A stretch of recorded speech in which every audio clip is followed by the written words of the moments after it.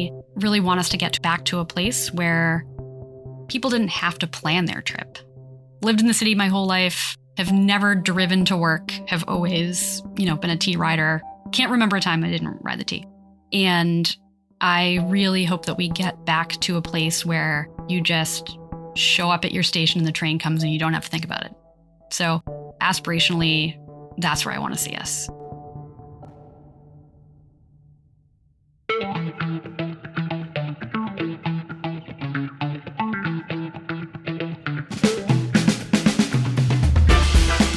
Welcome back to another episode of Spilling the Tea, the podcast that takes you behind the scenes of the MBTA. I'm your host, Andrew Cassidy of the MBTA's Customer and Employee Experience Department, and in each episode, we'll be diving deep into the inner workings and issues facing our organization. Today, we have a special treat for you as we delve into a pivotal aspect of public transportation, the fascinating world of schedules and service delivery at the MBTA. I'm thrilled to be joined by today's guest, Deirdre Habershaw, the Acting Assistant General Manager of Service Development at the MBTA. With a wealth of experience and expertise, Deirdre plays a key role in shaping the schedules and services that keep our region moving. In this episode, we'll journey into the heart of how the MBTA works to provide consistent and efficient service delivery for its riders, and how it deals with planned and unplanned diversions. From in-depth data analysis to optimizing schedules, we'll uncover the interconnected web that drives the service planning of one of the nation's busiest transit systems. Without further delay, let's embark on this trip with our guest, Deirdre Habershaw, as we uncover the intricacies of service delivery at the MBTA. As a note, since the recording of this episode, Deirdre has been promoted to Chief of Staff to the MBTA Chief Operating Officer. Thank you so much for joining us here today, Deirdre.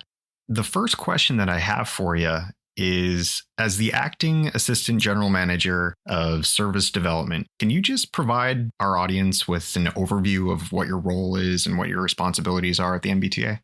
So in my current role, I'm within our Department of Operations, Planning, Scheduling, and Strategy, which hosts a number of different teams across the T. So we do all of our service planning, scheduling, our workforce modernization team, operations analytics, lean strategy, bus transformation, transit priority, and contracted bus services.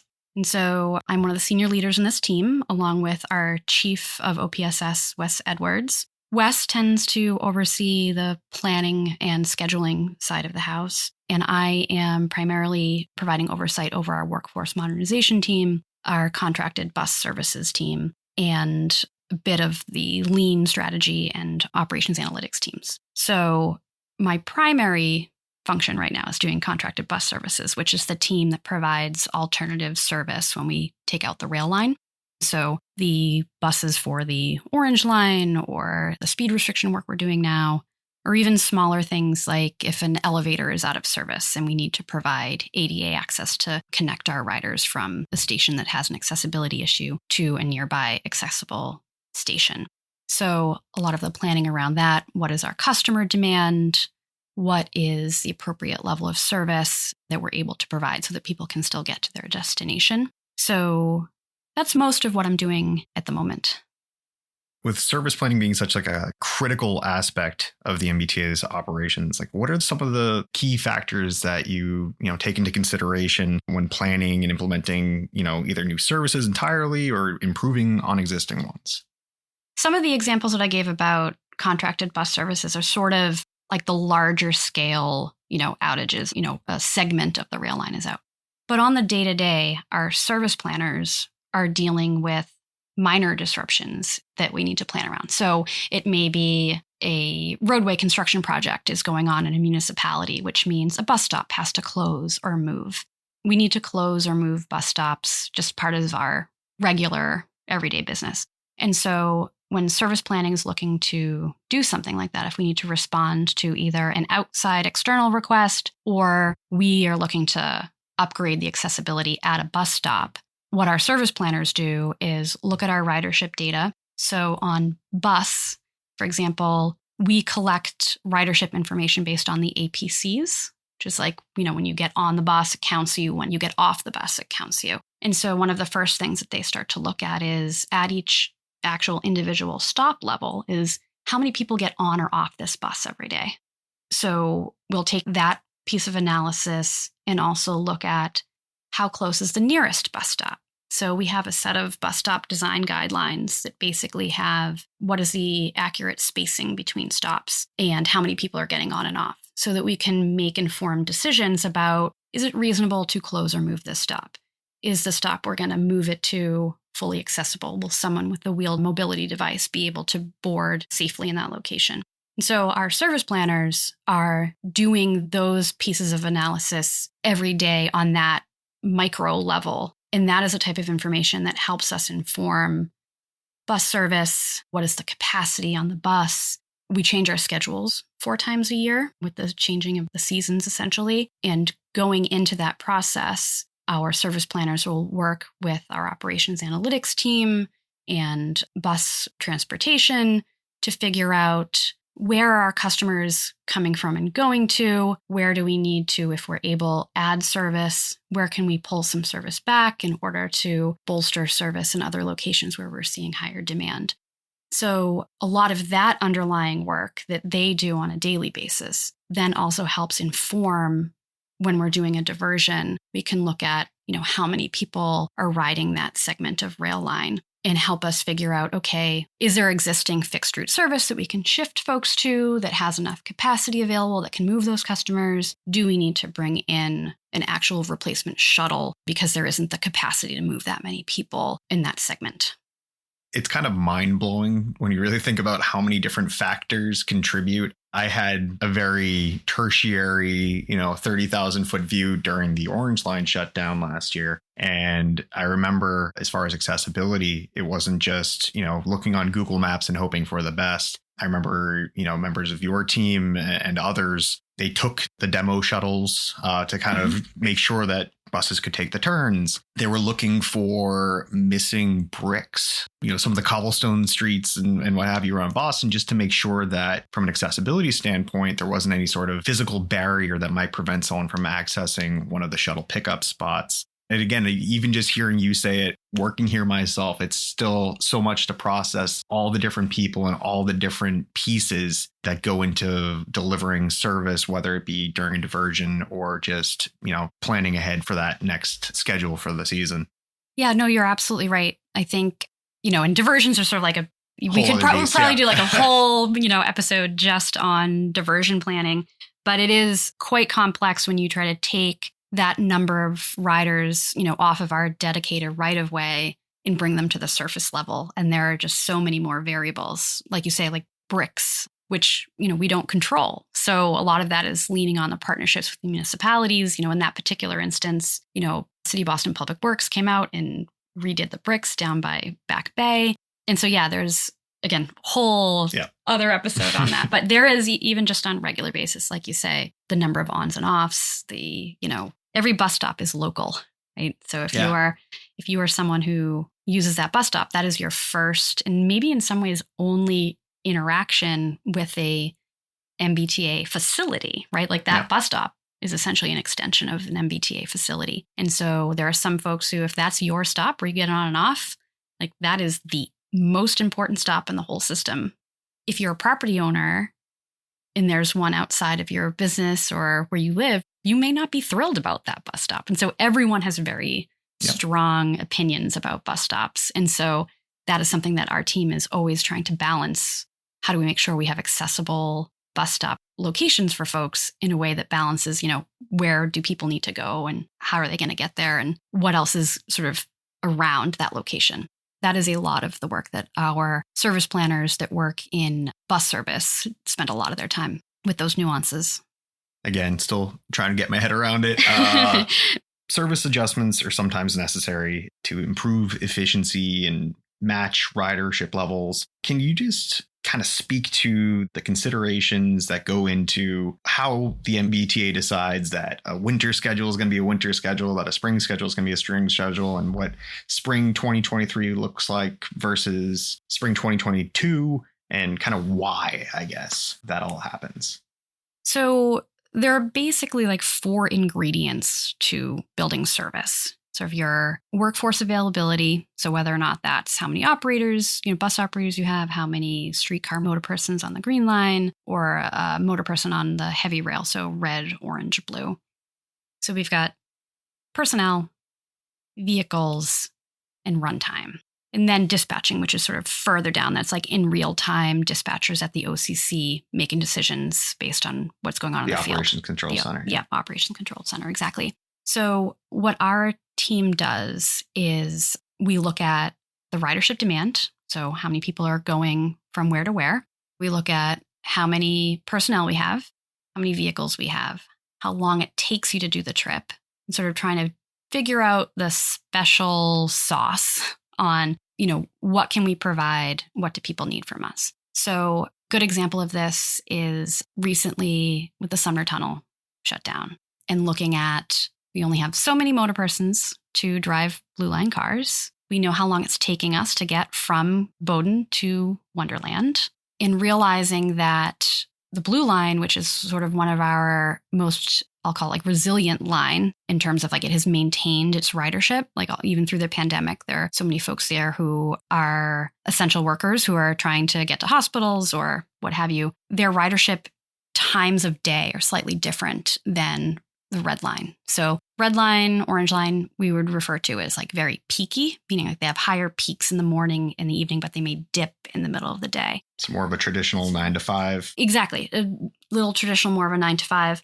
Although we have found post-pandemic, our service is what we refer to as less peaky, meaning that because folks have that flexibility of working remotely, we don't have like the peak of the peak that we used to have. So service is a little bit more steady during the middle of the day. You see less variation between how much service we have out in the morning versus midday. So with Blue Line, we were able to recognize that Blue Line will likely be steadier throughout the day than our other lines. So we were able to look at our motor persons, look at our cars, and realize we could run an additional car in the midday so that we can maintain basically like that 6-minute headway and provide more frequent trips on the Blue Line. So similarly, Orange Line, we've been constrained with the availability of cars. So shifting off our 1,200 car series onto the new Orange Line cars, I think everyone's aware there's been delays in the delivery of those cars. So we were really constrained in the spring, but we knew that for summer, we would have another train set that we would be able to move in. So we work very closely with vehicle engineering and vehicle maintenance so that we can understand what number of cars they anticipate being able to provide to meet car count every day. And so we were able to work with them and realize for summer, we would have another train that we could move in. So we're then slowly adding those back into service. They confirm that they have the cars available. We work with heavy rail operations and their headcount to track, how many people are going to retire? How many folks do we have in training currently? How many people are going to be promoted through the ranks? How many folks might be moving on from rail transportation and taking a position like in the operations control center so that we can figure out, okay, for the next season, so like right now for fall, how many people are you going to have available to operate trains? Sort of like check that box. Yep. Vehicle engineering, how many trains you're going to be able to provide us every day? And then we can figure out based on the customer demand, what level of service are we able to provide given the number of cars, the number of people, and how long those trips take. So we are usually in the planning stages for that about 12 weeks before the actual rating starts. So you really start planning the next one basically right as the other one's going in. You're starting to plan for the next season or next schedule. Yeah, which we refer to as a rating. And so the other thing about this is ratings are not all equal amounts of time. So our summer rating is quite short. So essentially, like this summer, for instance, because the Boston Public School year extended so far towards the end of June, we actually didn't start the summer rating until July 2nd. So the summer rating is really only 8 weeks long, but planning for a rating change really takes us about 12 weeks. So essentially, the moment we implemented summer, we're already planning for fall. And we don't always have the opportunity to sit back and analyze, how is summer rating going? How is summer service? Are we actually meeting the service that we scheduled before we're already trying to make plans and change for fall rating? So then how do you definitely get the data point from the previous rating? I guess at what point do you get to utilize that information to inform, if not the next one, does that mean like spring informs winter, or spring falls fall and summer informs winter? You almost need to look back. This has been one of our challenges with the ridership changes due to the pandemic, is that we're sort of trying to balance, even like with the bus stop changes that I mentioned earlier. You need to look at a whole universe of things. You need to look back at what was it like last rating. So if you're in the summer, you'll look back, what did spring look like? But you also want to look back at what was the summer of the previous year, right? So if you're looking at, summer 23, well, what was summer 22 like? But one of the challenges is we have this blip in ridership because of the pandemic. So, with bus stop changes, we've been looking at, before we make decisions, let's also look back at what was summer 2019, when we can try and extrapolate some decisions sort of like based on those various inputs. One of the things that's sort of related to this question is we have a relatively new team within OPSS, which is our operations analytics team. So all of the things that I mentioned that service planning and scheduling work on or look at, we have a team of analysts that are sort of embedded within our operations team. So what I mean by that is we have an analyst who is dedicated to bus, one to rail, one to training, and one to OCC.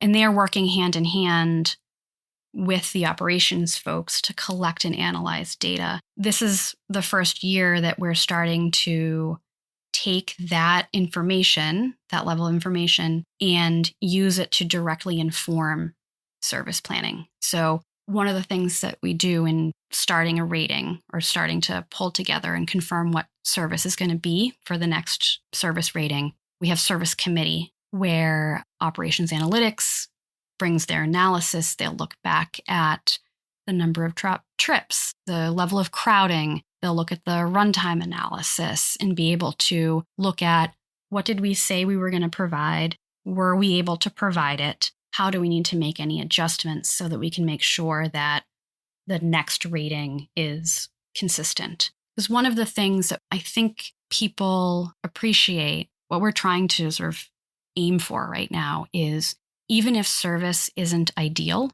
even if it isn't as frequent and fast as we would like, that at the least it is reliable, so that the service that we have planned, which informs everything like Trip Planner and Google Maps and Apple Maps and all of the different third-party applications that use our data, we want it to be as accurate as possible, so that even if you need to wait an extra 2 minutes for your Orange Line train to arrive, you know when it's going to arrive and you can plan your trip around it.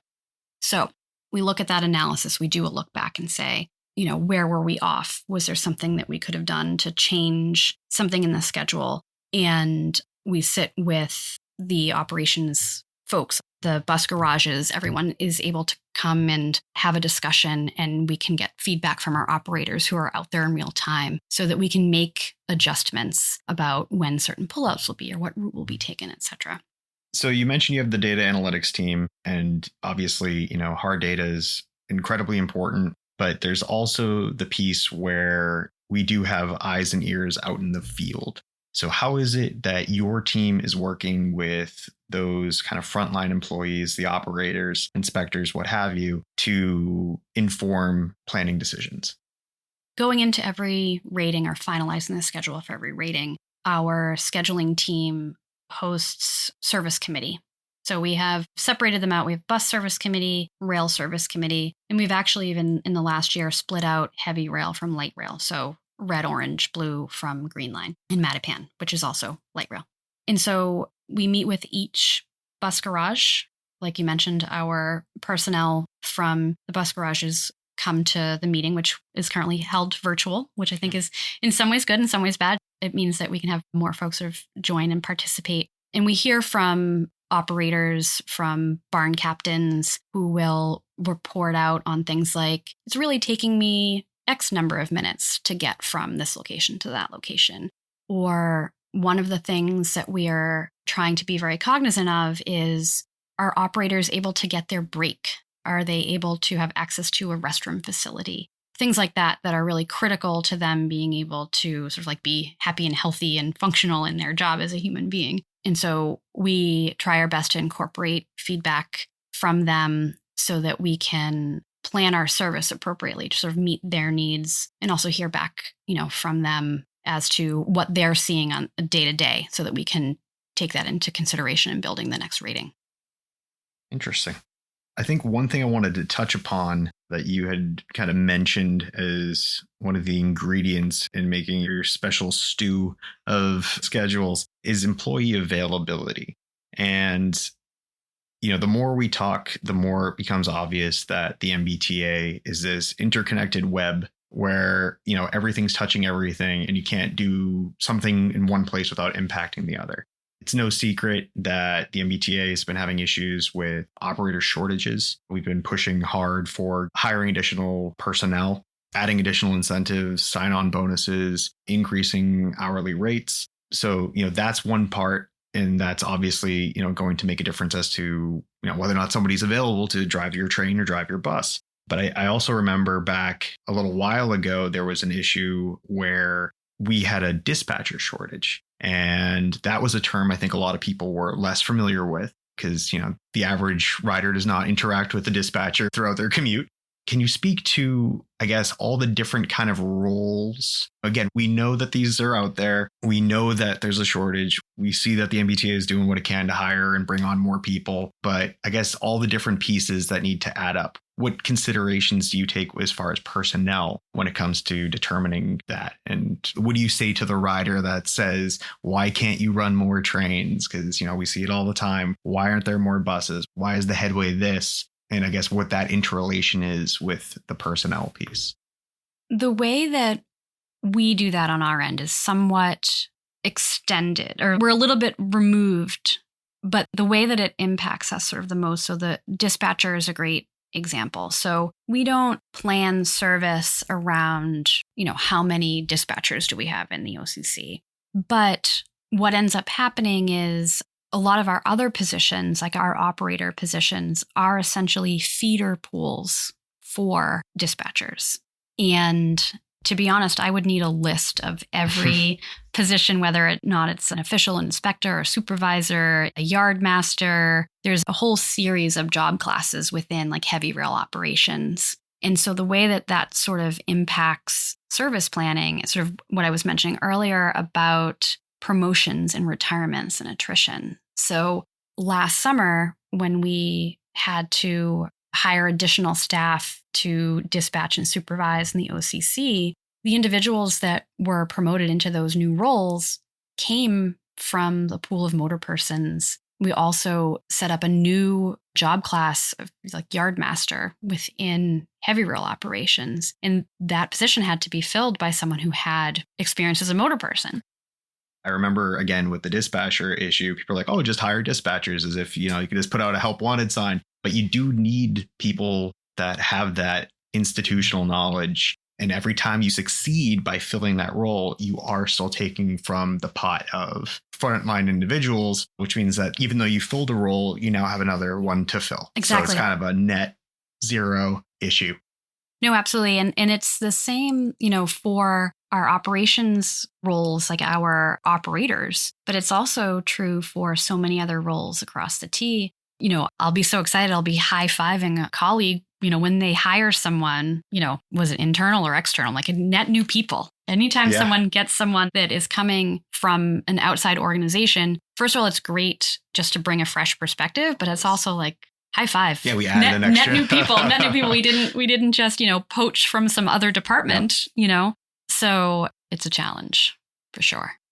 I guess another thing that you had touched upon, because again, I'm picking apart everything you've said, but another thing that I thought was kind of interesting is, so you're using the historical data from previous years to inform schedules for the future. However, the past few years have not been predictable. Obviously, 2020 was insanity, throw out the rule book. But even as we, come out of the pandemic or enter a new phase of it, at least, you can't quite just go back to 2019 and say, oh, let's just pick up where we started. You mentioned hybrid schedules. You mentioned, less peaky, more of a flattened curve when it comes to when people are riding, what days they're riding. If it's not Monday through Friday, it's more Tuesday through Thursday, I think it is now. You have to be a bit of a pioneer because, the historical data is, I don't want to say useless, but far less valuable than it had been in the past.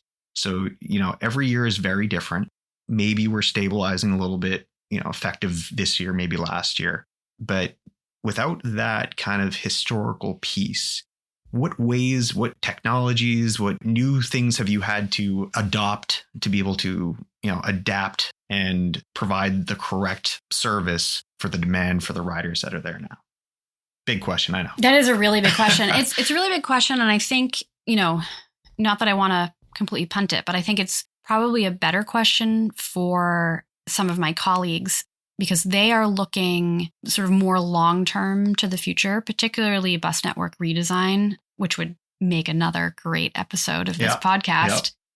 Bus network redesign is our sort of like generational change in bus service. I think it's the first major change in bus service for like 25 years. And that was really looking at, how has land use changed?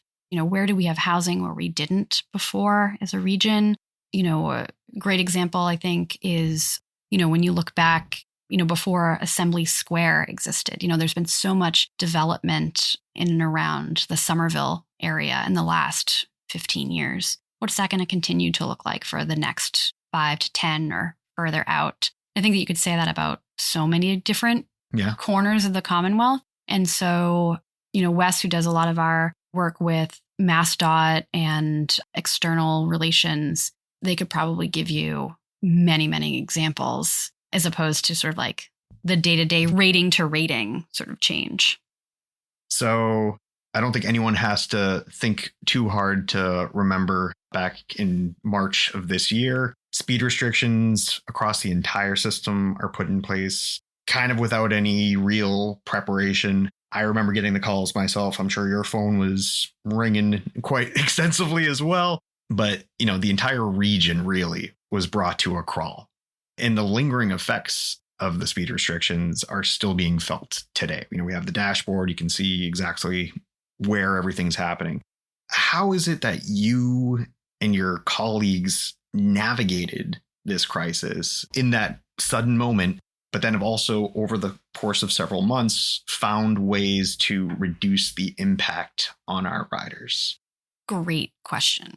And I would say that we are still navigating it. Oh, yeah. And just like our riders. Yep. So full disclosure, I'm an Ashmont branch rider. So definitely our riders are experiencing this in tremendous ways. And I feel that it has also caused a number of challenges for service planning and for operations analytics. So as I mentioned, one of the major variables in planning the rating is runtime. And so essentially overnight, our schedules were no longer feasible. And the degree to which each line is affected varies quite a bit. So our blue line riders were seeing sort of like the least amount of impact. Their run times were longer, but not to the same proportion that our orange line and certainly our red line riders were. So that weekend that happened, or like that, I think it was like a Thursday night, was right before the rating change. Oh, yeah. Yes. Right. And so we essentially never really got to implement our spring rating. So the rating typically goes into effect on a Sunday. So that was right in the midst of when the global speed restriction order was put in. And so it was taking us a while actually even to be able to very clearly say what the impact was. When we look back at Thursday, we weren't running the same schedule that we were going to be running that Monday. So we had to react pretty quickly. And actually the course of that weekend was, on a number of calls with the folks on our operations analytics team trying to figure out what the impact was. We were asked initially sort of what is the runtime like end to end, right? most of our customers don't ride end to end, right? So it's extremely rare that someone's going to get on the train at Braintree and ride all the way to Alewife. One of the things that we've been trying to do is really accurately measure what the customer impact is. And so what our operations analytics team has been doing since that very first day, and they do it every day, is what is the runtime from Alewife to Park, from Braintree to Park, Ashmont to Park, Forest Hills to Downtown Crossing, Oak Grove to Downtown Crossing, and Bowden to Wonderland, in both directions, sort of like in those segments, so that we can get somewhat of an idea of like those sort of like major travel patterns, what is impacting customers. And they run that analysis every day for the day before, and so we can see how it has adjusted. But one of the things we had to do right away was we realized we were going to need to build new schedules for spring. So our rail schedulers, we have two rail schedulers. One does red and orange, and the other does blue and green. They looked at the runtime analysis. Once things normalized or leveled off, once we stopped seeing the really day-to-day variation as restrictions were lifted and the global order was lifted, they looked at the runtime, looked at our motor persons vehicles, and built new schedules. For the blue line, we actually ended up never running that schedule, and we stuck to the spring rating schedule because their variation was so minor, and we had the plan in place to lift the number of restrictions that it didn't make sense to shift to a new schedule. So we maintained the original spring schedule throughout the spring rating. For Orange Line, we did run the new schedule, but it was close enough to the existing schedule that we didn't need to do what we call a repick. So once service planning builds the service level, our scheduling team comes in and carves up all of that work into essentially shifts that personnel pick.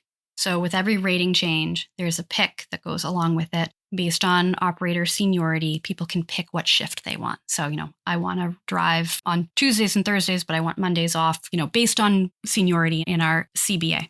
The rail vehicle schedule was close enough to the personnel schedule that we could run the new train schedule and use the same crew schedule to maintain the Orange Line.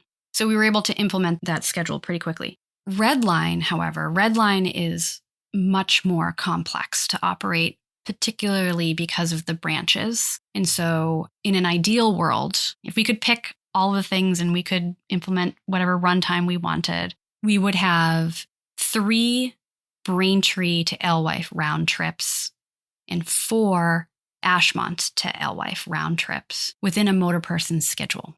Once the change in runtime happened, we could no longer maintain that. So we could only do, and it was very, very, very tight, 2 round trips, Braintree to Alewife, before we would need another motor person to essentially swing on and take the train so that that operator could get their mandatory break. So it's quite the science to manage, the people that need to manage the system and merge those 2 branches so that we have a consistent headway through what we refer to as the trunk. So anything, north of JFK up through Alewife, so that we don't have a wobble between a Braintree and an Ashmont train coming back to back within the trunk. We built the new vehicle schedule based off of the runtime, but it was so wildly different from the crew schedule that we could not implement it without all of the personnel having to repick.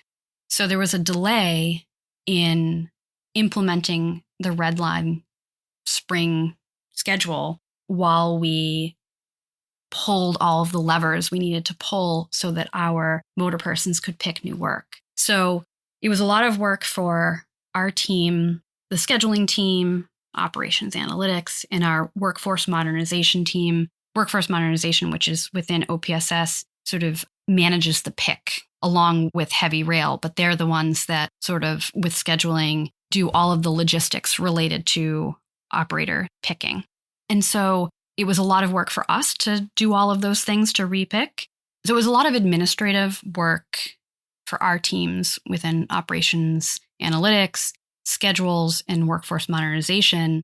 But it also was very disruptive for our motor persons and our red line staff. Essentially, you thought you had an idea of what your work schedule was going to be for the spring, only to now have to change that. We sort of had to walk a fine line between building a vehicle schedule and a crew schedule for folks to pick that wasn't that wildly different from their normal day-to-day. So if I'm a motor person and I work on the red line, I've picked work based on whatever my own life circumstances are, right? I have childcare that I need to work around, or whatever my spouse or partner, whatever their work situation is. And they build their lives around that, as we all do. They had to then pick new work. And my understanding is that there are only 2 instances where we have ever repicked. One was the pandemic, and the second was to repick the red line because of the speed restriction. We've been here for both. And we've been here for both. So that is one way that's sort of like in the immediate. But even now, day to day, one of the ways that this has impacted us is, for better or for worse, as they have improved runtime, that is also causing challenges for the schedule. So one of the things that we have done is, in our schedules, we typically have the schedule, and then we have what we've referred to in recent years as the emergency schedule. Typically, it's used during the winter, right? So sometimes, when we have a snowstorm, MBTA is running an emergency schedule. So what we did for summer and what we're doing again for fall is, instead of having a emergency schedule, we've built a conservative schedule and an optimistic schedule, and have our motor persons pick both of those things.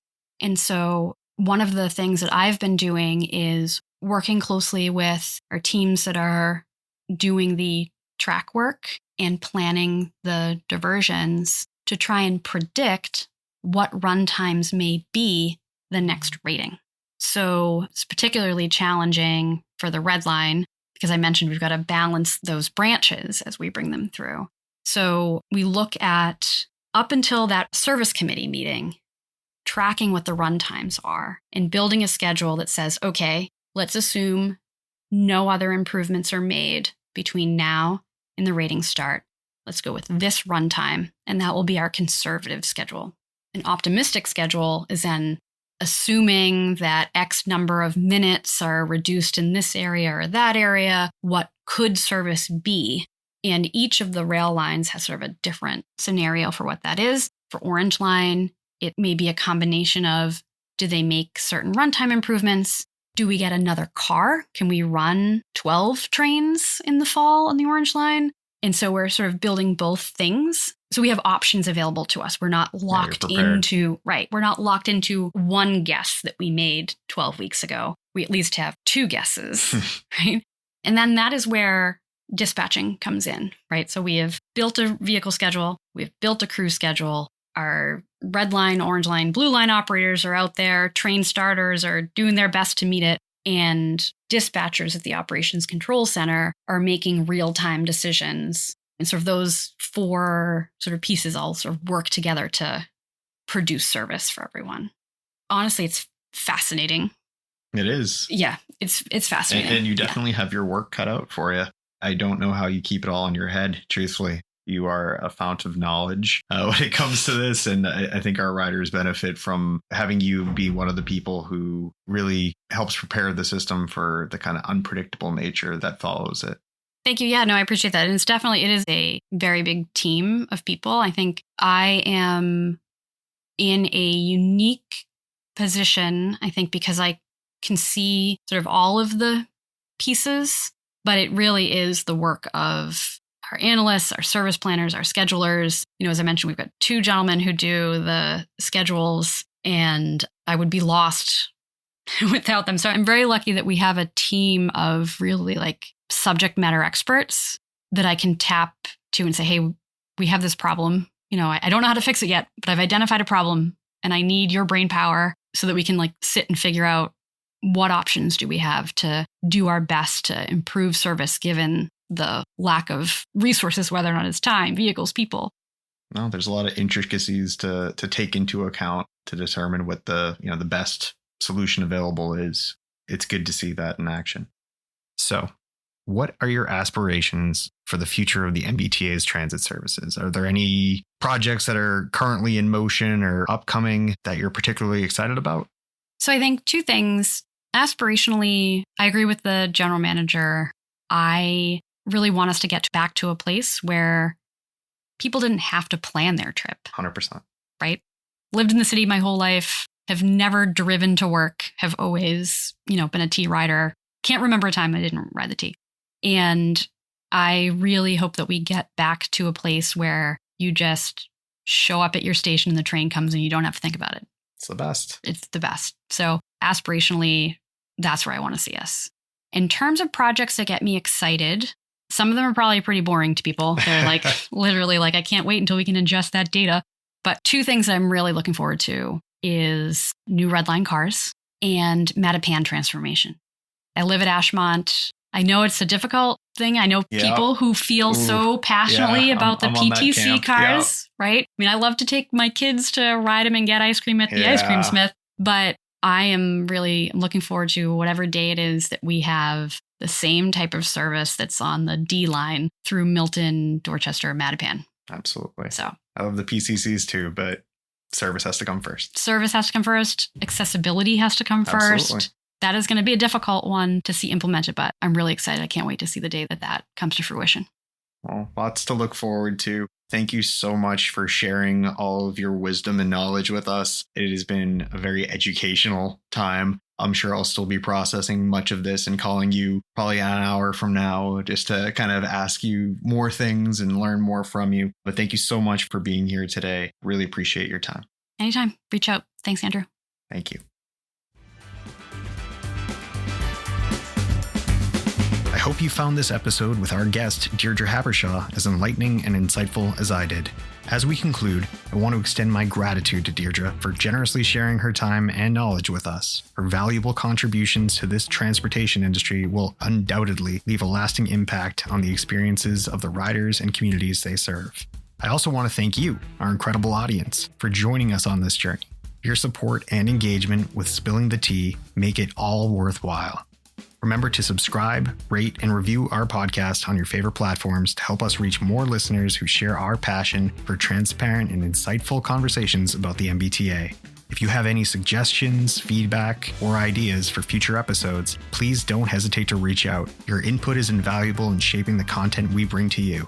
As always, stay connected with the T through our website and social media channels to learn about our latest updates, initiatives, and opportunities.